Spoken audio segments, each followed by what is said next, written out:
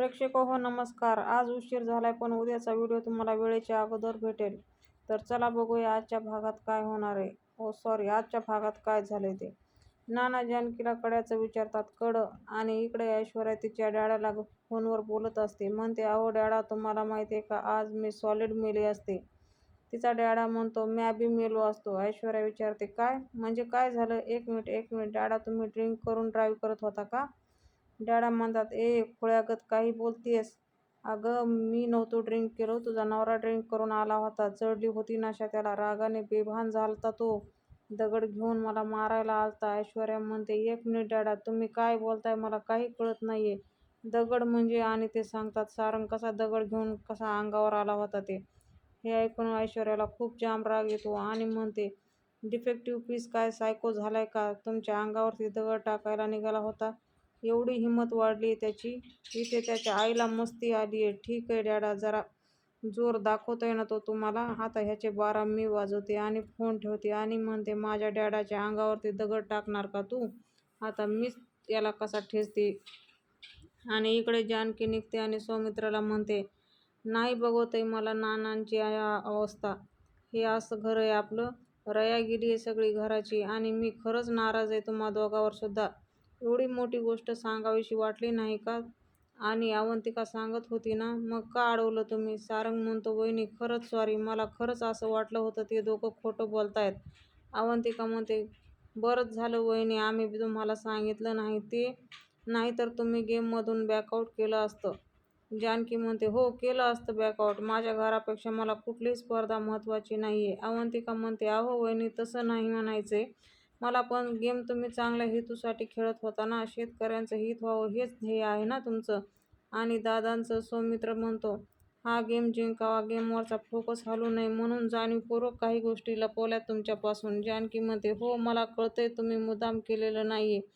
तुम्ही दोघंही नामांकित वकील आहात. एकदाही विचार आला नाही का मनात याचे परिणाम काय होतील? आपलं घर हातचं जाऊ शकतं. सौमित्र म्हणतो, डोंट वरी वहिनी, आम्ही काहीतरी मार्ग काढू यावर. जानकी म्हणते, आम्ही? आम्ही? आपण एक आहोत आणि एकत्र मिळून आपल्याला आपल्या घराला वाचवायचंय. आपला आशीर्वाद बंगला आपल्या कोणाच्याही ताब्यात जाणार नाही. काहीही झालं तरी आपला आशीर्वाद बंगला विकला जाणार नाही. आणि ते तिघेही बंगल्याकडे पाहत असतात. इकडे ऐश्वर्या तिच्या रूममध्ये बसलेली असते. सारंग सोफ्यावर बसलेला असतो. घरात गोळ्याची डब्बी असते. ती गोळ्या घेऊन झाकणात काढते आणि स्वतःला विचारते, किती घेऊ? सारंग विचारतो, ऐश्वर्या काय झालं? म्हणजे कसल्या गोळ्या आहेत ह्या? ती बोलते, झोपेच्या गोळ्या आहेत. आजकाल टेन्शनमुळे झोप लागत नाही मला. एक गोळी घेतली की छान झोप लागते आणि ह्या सगळ्या गोळ्या घेतल्या की कायमची झोप लागते. आणि ती त्या गोळ्यांचा वास घेते. सारंग विचारतो, काय करताय? ऐश्वर्या म्हणते, या तर नानांच्या गोळ्या आहेत. ओ गॉड, म्हणजे मगाशी मी त्या 10 गोळ्यांची पावडर करून नानांच्या ज्यूसमध्ये घातली. आता त्या झोपीच्या गोळ्या होत्या. अरे देवा. सारंग म्हणतो, ऐश्वर्या, अहो काय काय बोलताय तुम्ही?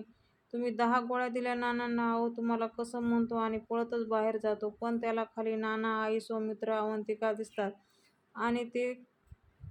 आणि तो खाली जायचा थांबतो. ऐश्वर्या बाहेर येते आणि म्हणते, अरे नाना तर बरे आहेत. सारंग, तुम्ही असं का बोललात? असं विचारतो की 10 गोळ्यांची पावडर घातली म्हणून. ऐश्वर्या म्हणते, मुद्दाम बोलले मी. मला बघायचं होतं की नानांना काय झालं आहे हे कळल्यावर तुम्ही कसे रिॲक्ट होता ते. आपला बाप मरणार आहे या भीतीने जीव गळ्याशी आला ना तुमचा. मग माझा बाप काय रस्त्यावर पडलाय का? त्यांना रस्त्यात गाठून तुम्ही त्यांच्या अंगावरती दगड टाकायला गेलात. एवढी हिंमत वाढली तुमची? सारंग म्हणतो, ऐश्वर्या, माझं डोकं ठिकाण्यावर नव्हतं. चुकून झालं हे सगळं. ऐश्वर्या म्हणते, चुकलातच तुम्ही, पण ही तुमची चूक मी सुधारते. आणि सारंगचा हात धरून रूममध्ये घेऊन जाते आणि दरवाजा लावून घेते आणि म्हणते, जो माणूस तुम्हाला आजवर इतका सपोर्ट करत आलाय त्याच्याच अंगावरती दगड घालायला निघालात का? विचार तरी तुमच्या डोक्यात आला कसा? सारंग म्हणतो, मी चुकलो. ऐश्वर्या म्हणते, चूक माझी झाली सारंग, मी या घरात लग्न करून आले. चूक माझी झाली. या घरात आल्यापासून मला या घरामध्ये 1 पैशाचाही मान मिळत नाहीये. तुमची आई काही झालं तरी जानकी आणि ऋषिकेशकडे जाते का? आपण नाहीये का? कोण आहे आपण? दगड आहोत का? घराचं ओझं आहोत का? आपल्याला कोणी विचारत का नाही? हा प्रश्न आजवर का पडला नाही तुम्हाला? मला सांगा, मी मगाशी तुमच्याकडे दागिन्यांचा विषय काढला होता.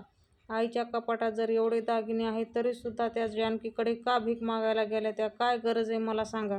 आज जर त्या जानकीने आईला मदत केली ना तर मग झालंच, अख्खा गाव त्यांना डोक्यावर घेऊन नाचणार आणि परत आपलंच नाचक्की होणार. अरे ऋषिकेश आणि जानकी सतत आपल्याला त्रास देत आहेत, सतत त्यांच्यामुळे आपली नाचक्की होते, तरी सुद्धा तुमची आई त्यांच्याकडे जाऊन हात पसरते का? हे सगळं बरोबर वाटतंय का सारंग? काय विचारते मी, बरोबर वाटतंय का?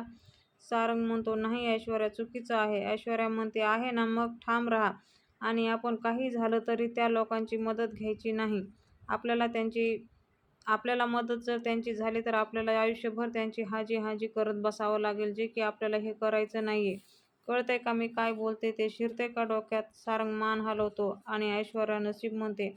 आणि इकडे ऋषिकेश जानकीची वाट पाहत असतो. तेवढ्यात जानकी येते आणि ऋषिकेश म्हणतो, आज कुठं गेलेली? रणदिवेच्या कडेच ना?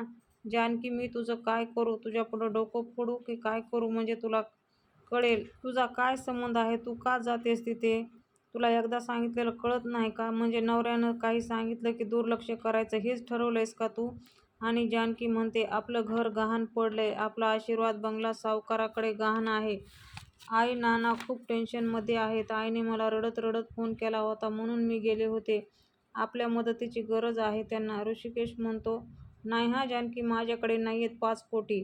जानकी म्हणते, 25 तरी आपण देऊ त्यांना. ऋषिकेश म्हणतो, पण ते 25 आणायचे कुठून? आणि जानकी म्हणते, श्री आणि स्पर्धेचे पैसे. ऋषिकेश म्हणतो, अगं पण शेतकऱ्याचं काय? आपण शेतकऱ्यांना सगळ्यासमोर ते चेक दिलेला आहे आणि त्या सारंगच्या आणि ऐश्वर्याच्या चुका सुधारायला ते पैसे नाहीयेत. जानकी म्हणते, चुका त्यांनी केल्यात, पण घर आपलं पणाला लागलंय. ते नुसतं विटा मातीचं घर बनलेलं नाही ऋषिकेश, हाडामांसाच्या माणसांचे ते भावनेने बनलेलं घर आहे. आपलं घर. असंख्य आठवणी आहेत त्या घरात. तुमचं बालपण गेलंय त्या घरात. मी लग्न होऊन आले तेव्हा त्या माणसाने आपलंसं केलंय मला. आणि दुसऱ्या दिवशी सकाळी संपतदादाचा फोन येतो आणि संपतदादा ऋषिकेशला म्हणतात, ऋषिकेश दादा, चेक टाकायला चाललोय बँकेत. जाऊ ना? ऋषिकेश म्हणतो, अजून का गेला नाही? जाव. आणि वाट कोणाची पाहताय? आणि ऋषिकेशच्या हातून जानकी फोन घेते आणि म्हणते, तो चेक टाकायची गरज नाहीये. पण संपतदादाला ऐकू जात नाही आणि ऋषिकेश फोन कट करतो. ह्या दोघांमध्ये वाद होत असतात आणि जानकी म्हणते, संपतदादाला मी जाऊन अडवते. ती घराबाहेर पडते दरवाजा बंद करून, म्हणजेच ऋषिकेशला आत बंद करून पळत सुटते. ऋषिकेश जानकी जानकी म्हणून दरवाजा वाजवतो आणि कसा तरी ठोकून तो दरवाजा निघतो. ऋषिकेश जानकी मागे धावतच असतो. जानकी हाका मारतच असतो आणि एक वेगाने समोरून गाडी येते आणि जानकी त्या गाडीला धडकते आणि ऋषिकेश जानकी म्हणून जोरात ओरडतो. इकडे आशीर्वाद बंगल्यात नानासाठी दूध घेऊन आलेल्या आईच्या हातून तो ग्लास खाली पडतो आणि फुटतो. अपशकुन झाला असं आई म्हणते. जानकी तर ठीक असेल ना? अगोदरच घरावर कर्जाचं संकट आहे. देवा, काय झालं रे? नाना म्हणतात, काही नाही होणार, काळजी करू नकोस, शांत राहा. आणि इकडे ऋषिकेश जानकीजवळ जातो. तो माणूस पण गाडीच्या बाहेर येतो आणि म्हणतो, ओ दादा, माझी काही चूक नाही. त्या धावत मध्येच आल्या आणि मी ब्रेक लावेपर्यंत हे सगळं झालं. आणि ऋषिकेश जानकीला काय झालं म्हणून विचारतो आणि त्या गाडीवाल्याला म्हणतो, काही नाही झालं, बेशुद्ध पडलीये फक्त. आम्ही इथेच पाठीमागे राहतो, आम्हाला घरी सोडता का?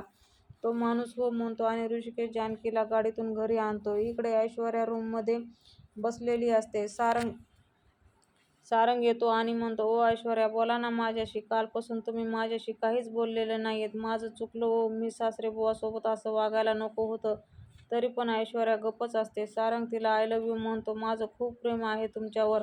कर्जाच्या टेन्शनमुळे मी असं केलं आहे. मला मान्य आहे की मी ही स्पर्धा माझ्यामुळे हारलो, पण असं आता होणार नाही. शपथ घेऊन सांगतो. पण बोला माझ्याशी. मी तुम्हाला शब्द देतो, यापुढे तुम्हाला नाराज नाही करणार. जे झालंय ते सगळं मी ठीक करेल. ऐश्वर्या, तुम्ही म्हणाल तसं मी वागेल, पण माझ्याशी बोला. आणि ऐश्वर्या म्हणते, नक्की ना? ते म्हणतो, हो नक्की. आणि ऐश्वर्या विचारते, म्हणते, आईचे दागिन्याचं तुम्हाला चोरायचे आहेत. आणि काय झालं? ऐश्वर्या म्हणते, हवा गोल म्हणे काहीही करेल. सारंग म्हणतो, अहो, चोरी करायची ह्या विचारानेच माझे हात कापतात. आणि तो थरथरत्या आवाजातच बोलतो. आणि तोही माझ्याच घरात. आणि आईचे दागिने? ऐश्वर्या म्हणते, मग दुसरा मार्गच नाहीये आपल्याकडे. आणि तो तयार होतो आणि ऐश्वर्याच्या डोक्यात प्लॅन बी तयार असतो. पेस्ट कंट्रोलचा प्लॅन आहे. तो प्लॅन सारंगला समजावून सांगते आणि तो पेस्ट कंट्रोलवाला नसून तो एक तुम्हीच असाल आणि त्यात पेस्ट कंट्रोलवाल्याचे औषध नसेल तर बेशुद्ध होण्याचे औषध असेल. पेस्ट कंट्रोलच्या गेटअपमध्ये यायचं आणि ते औषध सगळ्या रूममध्ये मारायचं. आई, नाना, सौमित्र, अवंतिका आणि गुलाबसुद्धा सगळे बेशुद्ध होणार. आणि सारंग म्हणतो, बेशुद्ध पडलो तर? ऐश्वर्या म्हणते, पेस्ट कंट्रोलवाल्याचा गेटअप असेल, कसे बेशुद्ध व्हाल? सगळे बेशुद्ध झाले की आपण कपाटाचं लॉक तोडायचं आणि ते दागिने चोरायचे आणि ते सगळे उठायच्या अगोदर तुम्ही कपडे बदलायचे नाही, आपण पण बेशुद्ध पडलो याचं नाटक करायचं. आणि सारंग म्हणतो, पण ही गोष्ट घराबाहेर कशी समजेल? ऐश्वर्या म्हणते, त्या अगोदर आपण सगुणाला फोन करायचा, ती येईपर्यंत हे सगळं प्रकरण झालेलं पाहिजे आणि ती सगळ्यांना उठवण्याचा प्रयत्न करेल. असं काही दिसले की ती लगेच पेस्ट कंट्रोलवाल्याने चोरी केली अशी सगळीकडे बोंबाबोंब होईल. आणि इकडे जानकी आता शुद्धीवर येते. ऋषिकेश म्हणतो, तू बरी आहेस ना? बरं वाटतंय ना तुला? जानकी म्हणते, मला तेव्हाच बरं वाटेल जेव्हा आपलं घर वाचेल. आणि तिला आठवतं की संपतदादाकडे जायचं होतं आणि ती उठून जायला निघते.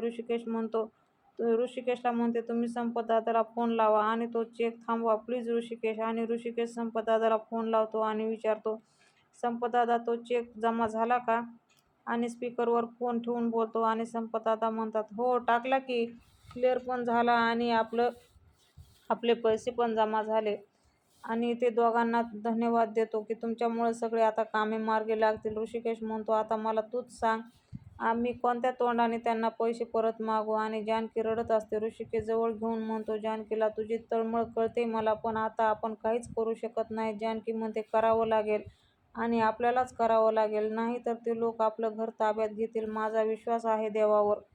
ते दार बंद करतो तर दुसरं दार उघडतो. आपल्याला काहीतरी मार्ग शोधावा लागेल. ऋषिकेश म्हणतो, पण कोणी सांगितलं त्या मूर्ख सारंगला नको ते उद्योग करायला? ऋषिकेश म्हणतो, जाऊ दे जानकी, मला अजिबात इंटरेस्ट नाही त्या घरामध्ये आणि ते घराचे प्रॉब्लेम सोडवायला. आणि आपलं त्या घराशी कसलंही कनेक्शन नाहीये, ते घर तुटलंय आपल्याला. जानकी म्हणते, त्या लोकांशी आज आपले संबंध चांगले नाहीत. ती लोक परकी होत नाहीत, आपलं माणसं आहेत, ती आपलं घर आहे. ते जोपर्यंत मी जिवंत आहे तोपर्यंत मी त्या घराचा आणि घरातल्या माणसाचा विचार करणार आणि मी नाही, प्रत्येक घरातली जानकी हा विचार करणार आहे. माझा जीव आहे त्या घरावर. ऋषिकेश, माझं घर वाचवा. आणि आपण उद्याच्या भागात पाहणार आहोत की जानकी म्हणते, माझं घर मी माझ्या हातून जाऊ देणार नाही. ओवी म्हणते, पण तू कसं आपलं घर वाचवणार आहे? आणि तिला कुलूप किल्ली आठवतं. सौमित्रला फोन लावते आणि म्हणते, तुम्ही नानांशी बोलून घ्या ना. आणि सौमित्र नानाजवळ जातो आणि विचारतो, नाना, कुलूप किल्ली ते प्रकरण काय आहे?